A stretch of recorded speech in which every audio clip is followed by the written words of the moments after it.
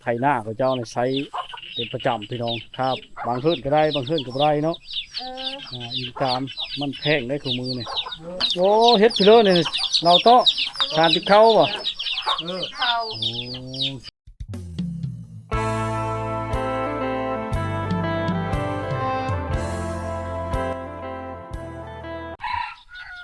ครับสบายดีพี่ทุกคนนะยินดีต้อนรับเข้าสู่ที่ชีวิตคนในบ้านที่เขาจะเคยพี่น้องวิดีโอนี้กะเอามาอยู่ที่หมู่บ้านผาพิล่างเนาะเมืองเวลาบุรีแขวงชนเขตเนาะสปปลาวพี่น้องอันนี้ก็ชิมานำเสนอเรื่องเล่านำเอาภาพบรรยากาศเนาะกับวิถีชาวบ้านของบ้านผาพิล่างนะมาให้พ่อแม่พี่น้องในบ้านติดตามรับชมเนาะเส้นทางนี้จะเป็นทางแดงพี่น้องทางเดิมเนาะเหตุเนาะไฟฟ้าก็เริ่มได้แล้วทุกคนบางเฮิรนก็ยังบ่ได้เนาะเป็นหมู่บ้านที่น่าที่ชมแต่ก็ยังใช้ชีวิตวิถีชีวิตแบบดั้งเดิมบางทางซอยเข้าเฮิรนครับพี่น้องมีแต่ขี้ตมเนาะในฤดูฝนยุ่งยากเลยทุกคนโอ้ข้าเจ้าถ้าเฮ็ดบุรีซัดจะกินแบบมันมีการรับผิดชอบเนาะเนาะต้นเผามีได้เป็นชนเผ่าบุรูทุกคนบ้านเขตนี้เนาะใช้วิถีชีวิตแบบเรียบง่าย100 ป่ายก็ลังค่าบ่ได้หลายได้บ้านผาพิล่างง่ายนี่ทุกคนเนาะเป็นชาติล้านแปรเขาเจ้าเนี่ยยังเป็นวิถีแบบชาวบ้านแบบดั้งเดิมนะอาชีพหลักๆเขาเจ้านี่คือการเฮ็ดนาเฮ็ดไร่เนาะเลี้ยงสัตว์พี่น้องฝั่งเลี้ยงสัตว์บางเทือกกับบางจำนวนกับผู้มั่นนำเนาะให้พ่อแม่พี่น้องมันตาหักสมเนาะนี่เป็นเล้าเขาเจ้านะนี่ปุพักปุหญ้าเขาจะเฮ็ดอยู่เทิงแบบนี้ชัดมันจะกินบ่ได้เนาะปุพักโบพระอิตูเนาะชนบทเขตนี่มันห่างไกลจากตัวเมืองพี่น้องเฮ็ดให้เขาเจ้าต้องได้ปุพักไว้บนที่สูงหรือเฮ็ดส่วนที่ดีๆเนาะถ้าเฮ็ดบ่ดีก็แสดงว่าชัดมันจะเข้าไปกินหมดนะทุกคนถ้าเฮ็ดบ่ดีชัดมันจะเข้าไปกินหมดเนาะอันนี้จะเป็นน้ำช้างเขาเจ้านะเอาปกไว้เลยนี้น้ำช้างเขาจะคุดเอาเลยคุดทุกคนเนาะคุดเอาโซนพักเขาเจ้าเนี่ยผู้ใดรู้ก็เช่นนั้นเนาะห้องน้ำก็ได้แต่บางเฮิร์ดพี่น้องบางคนก็กำลังเลี้ยงช้างเนาะห้องน้ำเนาะจะบริหารการช่วยเหลือใดๆเนาะนี่เนาะแตกต่างกันเลยทุกคนแต่ละท้องถิ่นบอกคือกันเนาะ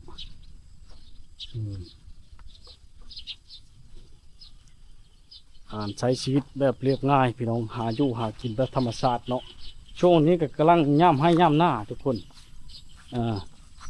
เฮ็ดให้เขาเจ้าไปให้ไปหน้าทุกเราบ่ค่อยมีคนอยู่เนาะนี่พื้นเขาเจ้านี่จะขนมาไว้หลังจากที่ได้ดังกับชีนเนาะทุกคนเนาะผู้ใดได้หน้าใกล้บ้านนี่ก็ดีเล็บผู้เล็บผาเลยเนาะ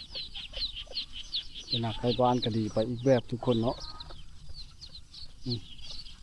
เดี๋ยววิวงามหลายนะชมบรรยากาศภาพธรรมชาติเนาะ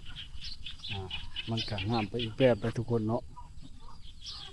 บ้านผาพิล่างเนาะเมืองเวลาบุรีแขวงชนเขตเด้อพี่น้องเด้อ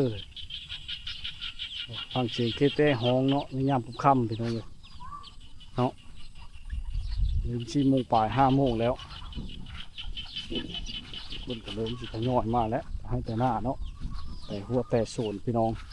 บางพี่น้องก็ไปเลี้ยงงูเลี้ยงควายเนาะภาพบรรยากาศแถวนี้ก็น่าเที่ยวชมพี่น้องมีความสุขไปอีกแบบเนาะอะไรมาสัมผัสตัวจริงเนาะนี่เนาะ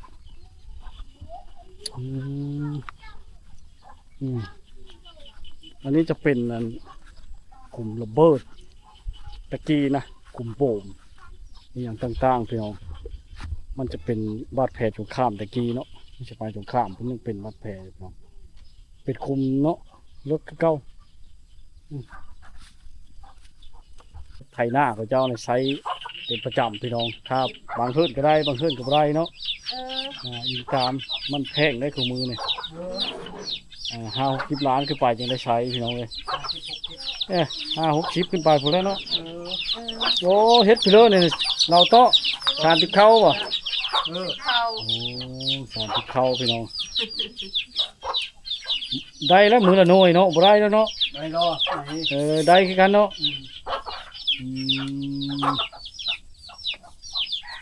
บ่ได้ดำให้ดำหน้าบ่ฉาแล้วเด้ ลูกด ดุดำ ำพ่อแล้วก็เราโตะชานติเข้า พอกับเราต่อ โคตรดำชานติเข้าเนาะมือละหน่อย2หน่วยนี่แหละเรื่องอันนี้ก็เอาล้านเนาะ ลาน เอาล้านลูกเพิดทำให้ดำหน้าลูกชายมากคือนี่บอกไกลบ้านนี่ นั่นนี่นานี่เลย ใครหรือบ่นี่เฉยไกลนี่พอได้ปวดแอวเท่าไรพี่น้องเอ้ยชานที่เข้าชานม่วนชานนี่ว้าวเนาะหาเคยเย็ดแล้วก็เย็ดไปเนาะ พูดเอวแท้พูดแล้ว นี่บ้านนอกของหน้าเฮาคันบ่เฮ็ดผัดจักสิเพิ่งหยังพี่น้องเอ้ยใช้ตัดไม้มาแถวป่าแถวผู้นี่เนาะที่แถวป่านี่ เด็กเครือลูกหลาน ทางเข้านะมันเป็นวัดบ่น่ะ ท ทำยังเกินน่ะ ทำนำใช้ ทำน้ำใส่วัดมีพระอยู่บ่น่ะ นี้เลยเขาก็จะท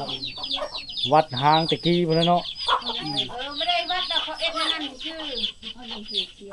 เธอแต่ละเนี่ยนะตะตะก้อนติดดองแน่นู้นนั่นไหนก็เชียนไหนก็ไอ้แต่อะไรเนี่ย คิดว่าวัดหางตะกี้บ่แม่นเนาะ ก้อนขโมยก้อนหาก็ตา ทั้งพี่บ่วัดหางน่ะ ำนี่คุกมะม่วง แค่ นี่ ตะกอนปั้นน่ะก็แช่ ม่วงคุกโพน แช่บุญหัวลงตกไปก็ติดแช่ วัดเดี๋ยวนี้ได้ใช้อยู่ทางพุ่นบ่ วัด วันใหม่อยู่คุณ มียาคู่อยู่บ่น่ะมีชูมีเนาะตุลาเมืองเวลาบ่จะชูมีได้มีเชือกอ่ะชุดน้อย น้อย มีแต่บ้านนายมมันบรรทัดบ้านเกวิไลแถวบ้านนาขี้ข้างก็บ่มีคือกันก็คือแถวบ้านที่เฮาแถวน้ำมะเกือนะโอ้คู่วัดแต่วัดน้ำมะเกือมันเฉพาะอันเด้อ โอ้ไก่นะอะไรวะเกิน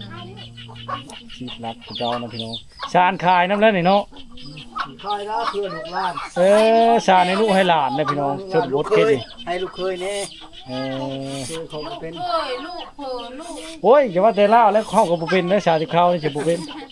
เล่นละลูกเอ้าคนนั้นคนนี้ลูกหลายคน เนาะเราโตะมื้อนี้เราโตะมื้ออื่นชานไปนั่นเนาะมืดกับหาตัดโง่เข้าไปเลี้ยงนี่ใช่คือบ่เห็นโง่เท่านี้บ่ เขาเช็ดเดินเขา เลี้ยงอยู่เดินเนาะเลี้ยงอยู่เดินแถวนี้ทุกคนเนาะ เขาเล่นเดินหมด บ่ค่อยชูเห็นนะก็เนี่ยเขาเลี้ยงอยู่เดินพี่น้องเอ้ยยามมันกินข้าวก็ได้เนาะจะเป็นเนาะเลี้ยงอยู่เดินพุ่นแหละกินพี่น้องนี่ ไปทางเรื่อง ดำหน้ามานี่แหละ หาเวีย นี่พี่น้องดำให้ดำหน้าพี่น้องแคมภูเขาเนาะโอ้ยวิวงามหลายทุกคนเนาะ เอาไปช่วยไทยหุบเยอะ ให้เลยท่านน่ะน่าจะให้ดำหน้าพี่น้องเนาะย่ำแรงนะใครได้หน้าใกล้บ้านพี่น้องเลยเมื่อเดี๋ยวขึ้นดำมืดๆขึ้นก็ได้เนี่ยขึ้นเลย โอ้ยหมักใหญ่นี่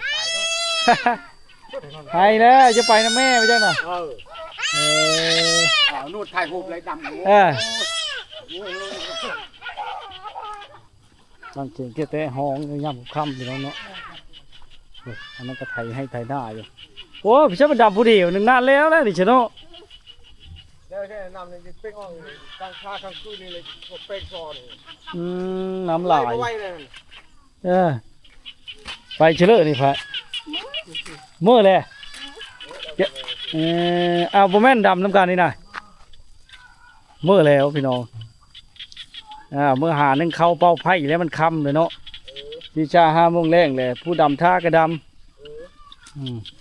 แล้วเดี๋ยวเป็นว่าเป็นยังบ่ต้องยังไม่จุ อืมโอ้ลายทุ่งเนาะน่าจะเนาะ โอ้คุณนะเด้อวงคุณน่ะ นี่กว้างก็ตัวนี้ ชาวมดเลยก็ปุ๊ได้ไปชอบ ว้าแต่ขับผู้ชิปลายชอบไปกว้างเลย รับรองทางตามเลย เฮ็ดหน้าเป็นรักเลยเขาเจ้าแต่นี่เนาะแต่เฮ็ดให้กับปุ๊มั่นเลยทูน้องปุ๊เม่นต้นนะเจ้าเอิ้นเม่นต้น งานพันท่วมอยู่ลงมาแล้วก็แล้วละยัง เออเอาหญ้าพันธุ์ขึ้นเจะว่านะหญ้าพันธุ์ขึ้นแล้วชนมาต้นน่ะ อย่าล เออ แปลงโหแล้วบัดนี้เนาะ ำย่านโง่ลงกินแล้วบัดนี้ดำเลย แป้งแล้วทางนั้นได้วันนี่ อืม มาเจียงหน่อยนึง เราจะแปลงโหพี่น้องเนาะหลังจากไถคาดแล้วเมื่อยแล้วเราแปลงโหไปนำเนี่ยผักพาเราใช้เป็นประจำเนาะพี่น้องเฮ็ดชนบทเนี่ยดำผู้เดียวผู้แห้งก็มีแล้วบัดนี้ลูกเพอเพิ่นก็ขึ้นแหละกาสิหมดเนี่ยก็เลยขึ้นไปมันเข้าเป้าไผ่เนาะทำเลยน้องเลยฝ่ายพี่เจ้าในแม่นำทำแรงทุกคนเนาะแม่เข้มนองเข้มนั่นโอ้ยสะดวกสบายขนาดแต่ว่าเขาได้พลุได้เกณฑ์นี่พี่น้องเลยเพราะว่าย่ามันลงเขาเนาะน้องเราบ้านผับย่างเนาะอายุหากินแล้วธรรมชาตินะส่วนหลายก็ไปหาซ่อนทวีตึกเฮเซ่โมงแถวหนองแถวห้วยน้องไปพาก็ได้นี่เป็นดีระบานนี่เนาะเป็นชนเผ่าบลูพี่น้องแต่ว่าพื้นชานเขานี่ใหญ่ได้ใหญ่พอสมควรอยู่เนาะน้อยกับบ่หลายพอได้นี่หลังนี้ก็คือจะเป็นหากาเฮ็ดใหม่ๆทุกคนเขาได้อยู่เขาได้เพิ่งผ้าอาศัยเนาะพักอาศัยได้ทุกคนเลยเนาะอยู่แบบเรียบง่ายเป็นชาติลานแปรเขาเจ้าเนาะเป็นวิถีชีวิตแบบดั้งเดิมพี่น้องโอ้มีภูเขาพร้อมเนาะหอบเนาะอันนี้เป็นกระปางระเบิดตะกี้ทุกคนนี่เนาะโอ้ทุกคนนี่เขายังเก็บไว้รักษา4-5-60 ปีแล้วเนาะเป็นบ่อนปลูกพักปลูกหญ้าเขานะปลูกพักปลูกช่องไว้กินทุกคนใช้ด้วยเสาไม้เนาะทนทานตัวปีก็ยังคือเก่าทุกคนเลยช่วงช่ำนี้นะเขาเจ้ากำลังเริ่มสีมาแต่ให้แต่หน้าเนาะน้ำช้างเขาเจ้าชดลายมิแต่คุดเอาทุกคนใส่ท่อหรือว่าใส่ไม้อ้อมเนาะแตกต่างกันได้บ้านนี้เป็นบ้านที่กว้างทุกคนเป็นหมู่บ้านที่กว้างเนาะได้ทุกคน100 ปลายหลังคาเนาะบ้านผาพิล่านกว้างเลยทุกคนโอ้ปุ๊บกว้างเลยทุกคนเลยหมู่บ้านที่นี่เนาะแล้วก็แปลกที่หน้าแปลกกับว่าบ้านชนเผ่าบุรูอยู่แต่ว่ามีต้นเผาทุกคนมีต้นเผาเนาะให้พ่อแม่พี่น้องได้มาติดตามนะครับชมเนาะภาพบรรยากาศยามค่ำๆทุกคนเนาะ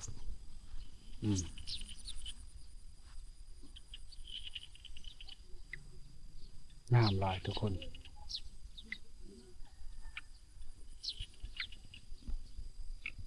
ทางนี้ก็จะเป็นผาอ้อมเลยเนาะเป็นผาผูอ้อมเลยทุกคนเกลียวหมดเป๊ะผูทางนี้เยอะไกลๆนึงผาเนาะหดปุ๊บเป็นว่าวิวธรรมชาติงามหลายทุกคนเนาะแล้วก็ยับมาทางนี้จะเป็นเฮิร์นนี้บ่ห้างปานใดนะทุกคนแต่ว่าเฮิร์นกันจะบ่มีโหเลยเนาะย่างไปย่างมาแบบดั้งเดิมนะทุกคนหนทางแบบดั้งเดิมเลยเนาะย่างไปย่างมากก็เห็นเลยแหละหนทางเป็นขี้ตมทุกคนเลยเนาะ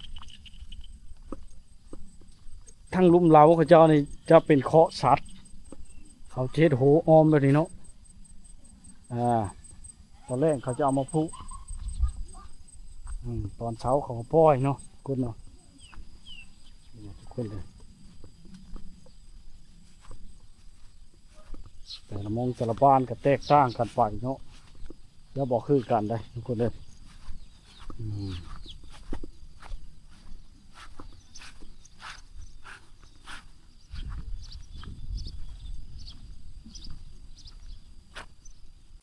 อันนี้จะเป็นวัดกับเจ้าเนาะ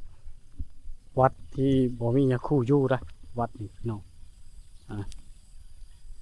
วัดบ้านผาปีล่างนี่มีวัดพี่น้องบ่มีหยังคู่หยังซ่าอยู่เลยเนาะอันนี้จะเป็นโรงเรียนกับเจ้าเห็นโรงเรียนชั้นประถมเลยพี่น้องเนาะเป็นโรงเรียนกับเจ้าเนาะยามนี้เขาก็สิงแล้วมาแล้วทุกคนกอไม้เขานี้อยู่ใกล้บ้านเลยทุกคนเนาะย่ำหาอยู่หากินหาหน่อไม้มาแกงกันสะดวกสบายนะมันอยู่แค่บ้านเลยทุกคนแตกต่างกันได้ทุกคนเลยแต่ละมงแต่ละบอนเนาะหน้าไกลภูเขาเนาะเป็นวิถีชีวิตที่เรียบง่ายเนาะไก่เขาเจ้าในโลกกาเลยพี่น้องหาอยู่หากินน้ำเจ้าของกันนี่ย่ำนี่ย่ำให้ย่ำหน้าเนาะเขาเฮ็ดหน้านะเป็นรักทุกคนพวก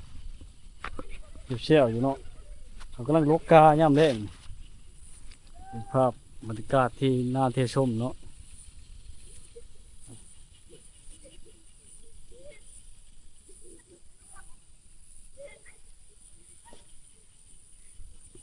นี่ก็มาตามติดวิถีชีวิตของชาวบ้านผาพิล่างนะเขายังเฮ็ดให้เฮ็ดหน้าสิน้องแถวนี้เขาเฮ็ดกาถุ่นกาซักเอานะกาน้ำมาถึงพี่น้องทุกคนเนี่ยวิวงามหลายเนาะหน้าเขาเจ้าเลยดูแค่ผู้แค่ผาเลยทุกคนบรรยากาศวันนี้หาเบิ่งยากเนาะชาวชิ้นน้อยแต่นี้เขาลกกาเป็นมาแล้วเนี่ยปลามันลกบ่ยะบ่คือบ่มีน้ำเลยเนี่ยฮะบ่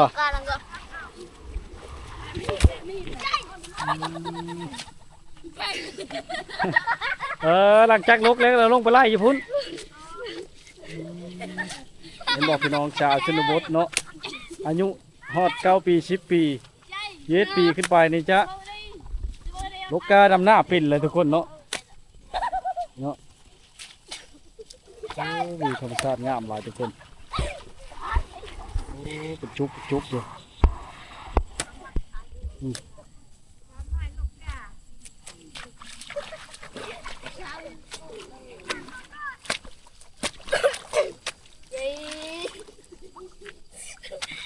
ปลาเตอมัดในบริโตะเลยแบบนี้เลยเนาะเนี่ยเป็นจุกอยู่ทุกคนเนี่ยเขาพระท่านมัดนี่เนาะลกอยู่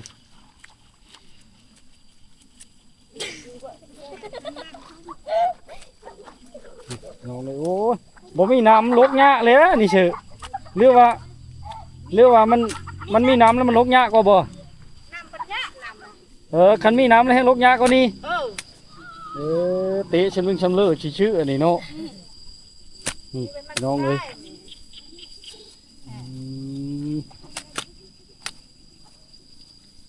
คือสิแล้วเลยเด้นี่เนาะยังเท่านี้ฮะแท็กเตอร์พนี่โอ้ในหน้าอะไรทงแท้วิวงามเลยเนาะทงเดียวแต่ว่าชนทางนั้นยังเนาะมียังอันนั้นหากระตุกกาเมื่อบ่น่ะโอ้ยตกประทันเนาะพอแห้งแล้วบ่ได้สิแล้วเพื่อสีค่าตัวนั้นเองโอ้ผู้ชาวมาเตะดำหน้าบ่ได้กะโอ้มีผู้ชาวลายเนาะบ้านนี้เนาะเฮ้ชิ้นน้อยนี่แห้งเก่งทุกคนเนี่ยเกี่ยมกำลังสิมัดเนาะนี่ตั้งชุดงบอยู่เฮ้ยก็เลยสิมัดนะบ่มัดนี่ไหมเตะยังเห็นอยู่บ่นี่ยังเห็นอยู่บ่นี่โพแล้วเอาโพเลยจักปีแล้วอายุน่ะฮะบ่เจอลูกไผ่นี่นะ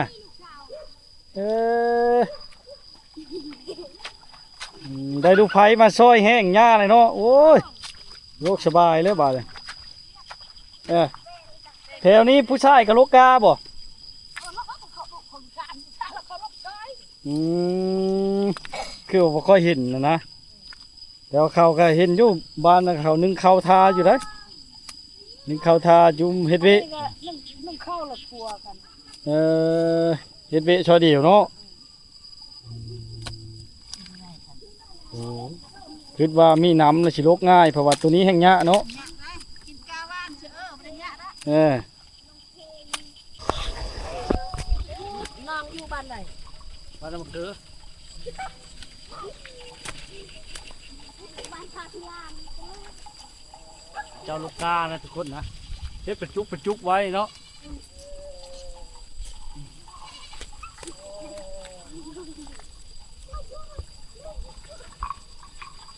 ทางนั้นก็ไล่งูมาเลยเชี่ยวๆทุกคน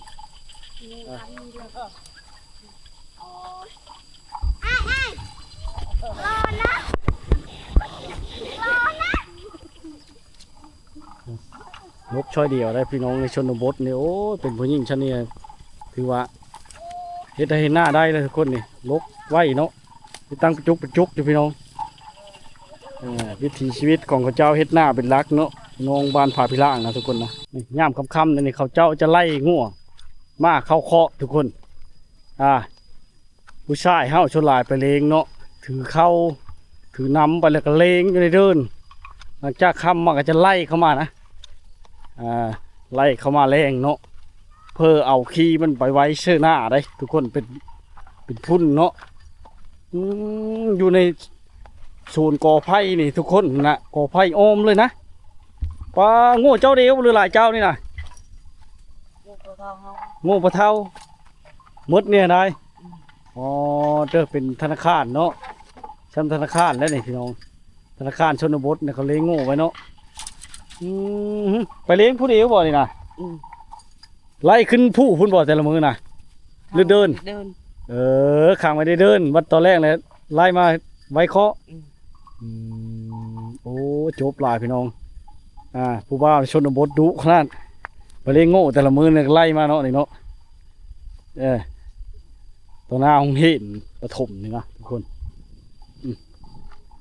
เนาะโอ้เหินหลังน้ำขนาดทุกคนใหญ่พอเนาะมีแต่หลังเดียวนะใหญ่กระมูอยู่นี่เนาะชนบทเขตนี่เนาะเหินกับเจ้านี่จะบ่ค่อยมีโหเลยบ่ค่อยมีโหเลยนะทุกคนนะแตกต่างกันเนาะเหล็กห้องน้ำก็ยังบ่ทันได้มันผู้เหินเนาะ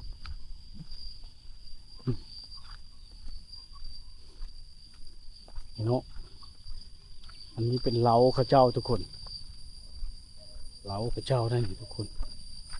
เดี๋ยวติดตามส่งกันไปเนาะอันนี้จะเป็นเล้าข้าเจ้าเนาะเล้าที่มุ่งด้วยผ้าแขมโอ้ใบหูกว้างมุ่งด้วยใบหูกว้างโอ้ยโหมาแล้วทุกคนเลยฝนก็จะโหเข้ามาแล้วมุนมาแล้วเข่าอยู่ในน้องเงาะมาแล้ววานเขตนี่เขายังไปหาบน้ำอยู่เลยพี่น้องเนาะไปหาบน้ำกินเนาะห้ามน้ำกินโอ้ได้คู่โยมที่ดีเลยเนาะนะเนาะคู่สมัยตะกี้พวก น้ำท่วมมัดมีน้ำแล้วก็ไปหาบน้ำเพื่อนเขาย่ามผลเลยได้เนาะอย่าคนอึดน้ำไปหาบเพื่อนพี่น้องน้ำเปื่อนหาบมากินใช้เลยเอาอยู่ใกล้ๆนี่เนาะไปหาบเอาวะเนี่ยเอามีน้ำโป่งบ่มีเขายังทันมีดูมีโป่งยังบ่ได้น้ำใดคือเข่านะพี่น้องเราก็เลยไปหาบวันนี้เนาะได้น้ำขุ่นน้ำเปื่อนเบิ่งมันอยู่ในชวนมันบ่มีน้ำกินก็เลยไปตักเอาเพื่อนพี่น้องไปเนาะหาบมาเลยพี่น้องคนละโอ้จอนแต่คุเราเลยนะพี่น้องเลยหาเบิ่งเลยยากเลยเนาะแต่ปูแต่หญ้าพุ่นคุนี่กะต้นทางนะเนาะคู่โยมนี่เนาะเฮ็ดโดยชิ้นชนระเบิดแต่ชมัยสงครามพุ่นแล้วนี่น้องเลยไปก่อนนะไปตักน้ำกันเลยเราไปตักน้ำพุ่นแหละพี่น้องเพื่อนพี่น้องเลยเนาะเลย ราะว่าเฮิดเราในน้ำท่วมเลยหลังจากฝนตกหลายเขาจะไปเอาอยู่เฮิดพี่น้องทุกคนเนาะโอ้แหละไปไก่เพื่อนเนาะบางนวลกับง่วเขาเจ้าจะล่ามอยู่ในบ้านเลยนะทุกคนจะผูกเชือกเนาะย่ามันไปกินเครื่องผูกของพังของเจ้านะเนาะภายในบ้านทุกคนนั่นว่าอยู่เนาะผูกข้อโง่ตัวพวกเยอะนั่นกันเนี่ยบ่ค่อยได้ชนเข้าแต่บางตัวก็ชนคือกันพี่น้องชนคือกันเนาะโอ้พี่น้องเลยบ้านผาพิลาเนาะเป็นบ้านที่กว้างพอสมควรน้องก็ไปมากกับสะดวกอยู่ในฤดูฝนกันเนาะฝนทางนี่เนาะคนนึงจะทางเข้าไปบ้านในเห็นเฮ็ดให้ยุ่งยากเลยทุกคนเขาบ่ค่อยแปลงไปเลยเนาะ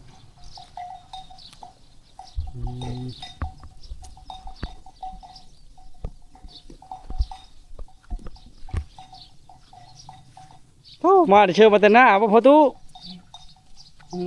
ย่างยังแข็งแห้งอยู่เนาะ มีแข็งแห้งมาเลอะแล้วเมื่อยเลยเนาะ เมื่อยเจ็บเอว เออ ไป มาแต่หายังชาชำน้อยเนี่ยฮะบ่มาแต่หาไปเลอะน่ะนะมาแต่หน้าหาในยูนกินเลยเนาะจบหลายเนาะมาที่ใช่ มาแต่บ้านแกวิไลจุดชุบว่างจุดชุบว่างพุ่นเมื่อใช่ จิมโมจุดชุบว่างพุ่นเลยเด้เนี่ย พออยู่นี่แพงเด้อ โดยย่างประตูคอยมีสุขภาพแข็งแรงเนาะเป็นน้องโพมใส่ลูกเวลานเลิศนี่ดำให้ดำหน้าแล้วนะบ่สบายดียังมุ้ยไฟเฮ็ดโอ้ยพอแห้งมันจะขี้แล้วเนาะ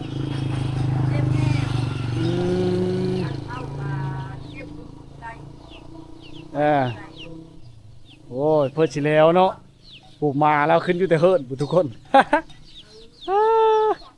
สบายมันเคยขึ้นแล้วก็ขึ้นอยู่แต่เฮิร์ดแล้วทุกคนเลยมาย่ามเฮิร์ด โอ้ย่ามหลายทุกคนบรรยากาศย่ามแรงๆเนาะ